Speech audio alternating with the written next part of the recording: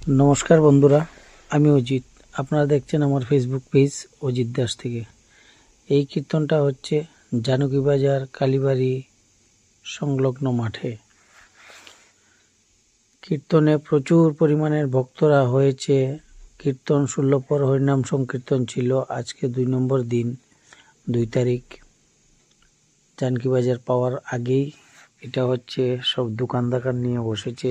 150 দোকান হয়েছে প্রায় এই গ্রাউন্ডে। কীর্তনের পাশেই ছিল মহাপ্রসাদের আয়োজন করার জায়গা, সেই জায়গাটাও আপনাদেরকে আমি দেখাবো। প্রচুর দোকান, আর সময় হচ্ছে এখন বিকাল প্রায় 3টা।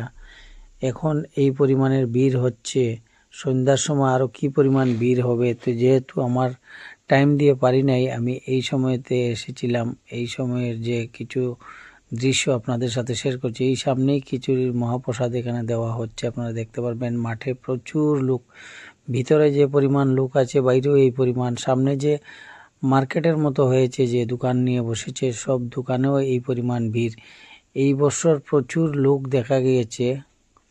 কমিটির লোকের সঙ্গেও আমি কথাবার্তা বলেছি, ওরাও বলেছে অন্য বছরের ন্যায় এবছর খুব বেশি লোক হয়েছে।